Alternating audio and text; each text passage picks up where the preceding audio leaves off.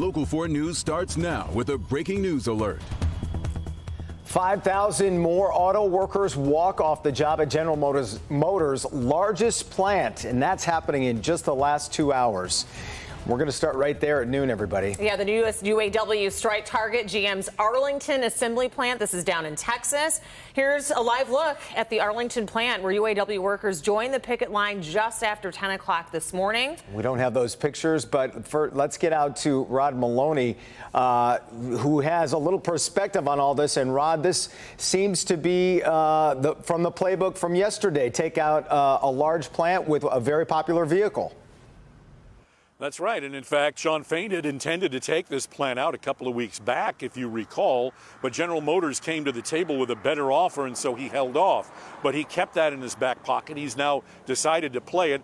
It's the most important plant, or one of the most important plants for General Motors, because they make the Chevy Tahoe and the Suburban, the GMC Yukon, and also the Cadillac Escalade. High profit vehicles for the company, a company that made, again, record profits as they announced their profits for the third quarter. And in reality, that's probably why this happened today, because it comes in the heels of General Motors announcing a third quarter record profit since the bankruptcy. But they also said they'd lost $800 million in the strike.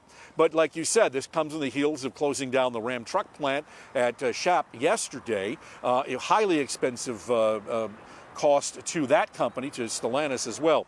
So let's take a look now at what they saw this morning as the workers were coming out after the announcement. Shawn Fain kind of coming around the corner and doing this quietly. That wasn't announced by the union until after the workers had walked off the job. And in fact, Shawn Fain had something to say about all of this in the statement that he put out. And here it is. He said, quote, "Another record quarter, another record year. And as we've said for months, record profits equal record contracts." That's what he said. General Motors, much like Stellantis yesterday, is not happy, not pleased with this set of developments. Let's hear from General Motors. It says it's time GM workers, actually Shawn Fain had added that it's time for GM workers and the whole working class to get their fair share. Now, General Motors said that we are disappointed by the escalation of this unnecessary and irresponsible strike. It's harming our team members who are sacrificing their livelihoods and having negative ripple effects on our dealers, suppliers, and the community that relies on us. It is time for this to finish, for us to finish this process and get our team members back to work. Now, we're going to hear from a couple of people here. First, we're going to hear from a striking auto worker down in Arlington, Texas. And we're also going to hear from Merrick Masters, our business professor from Wayne State University, to get a little perspective on what we're looking at here this morning. Well, we're looking for fair wages, competitive wages, and no tiers. We're also looking for good retirements and a bunch of other concessions that the union's trying to make, against General Motors. I mean, he's going for the jugular now, and he's hitting them where it hurts. And, it was just reported today that GM may expect over this year to lose $800 million as a result of this strike, which could ramp up if they strike more facilities. So therefore, the strike is inflicting pain, and it will inflict more pain as time goes on. Now, the next question is, okay, will he pull the trigger on Ford, say, tomorrow and take down the Dearborn truck plant, or will he do that in the near future? Certainly, Ford needs to be thinking in those terms, and that's exactly what Shawn Fain is looking for here today. So it's the escalation of this strike now, 45,000 workers on the picket line.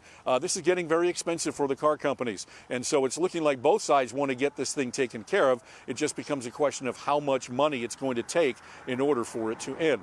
So we're certainly on top of it. Got much more coming up on Local 4 News at 4, 5, and 6. So for now, reporting live from Pontiac, Rod Maloney, Local 4. Yeah, sure seems to be changing by the minute and the day now, Rod. All right, thank you.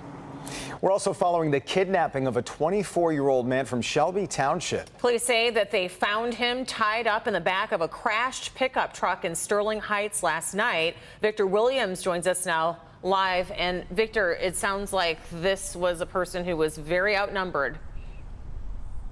Yeah, that's right. And they're still looking for all the people who are responsible for all of this. But multiple agencies are looking into the kidnapping that took place right outside of this Lifetime Fitness. Over on Lakeside Boulevard, here's a look at the scene last night as police searched the area. It said that 4 men armed with weapons tied up and then forced the 24-year-old into a black GMC pickup truck. Officers ended up noticing that pickup truck on Deering Drive in Sterling Heights, and here's dash cam footage from the short chase that began, ending in a crash at 15 Mile and Maple Lane. Now, all 4 of the kidnappers took off running after the crash. Cops were only able to catch one of them, taking him into custody almost immediately. He's now at the Macomb County Jail. The 24-year-old victim was found in the back of the truck along with the loaded rifle. We're told that he only has minor injuries but is expected to be okay. And right now, police are saying that this was not a random act whatsoever. However, it all remains under investigation. In the meantime, we are reporting live. Victor Williams, Local 4. Yeah, incredible video there of that chase, Victor. We appreciate it. 2 more Israeli hostages free from Hamas control. Still hundreds of hostages remain, their whereabouts unknown. The Biden administration is advising Israel to delay a ground invasion of Gaza to allow more time to get those hostages out and humanitarian aid in. The U.S. is boosting its military presence in the region to include sending more air defenses and troops. Today, the UN Security Council meets in New York to discuss the ongoing situation in the Middle East. And many of us are anxious to get outside and soak up the warm weather for late October. I sure hope a lot of people are having lunch on their patio right about now, while with the TV on in the corner, Ashley. Yeah, and extend the invite to us in just about 25 minutes, Yeah. right? So as we take a look at the temperature in the corner of your screen, 67 degrees right now, and we are forecasting low close to mid-70s this afternoon. Now, when it comes to record temperatures, we're not in record territory through Thursday.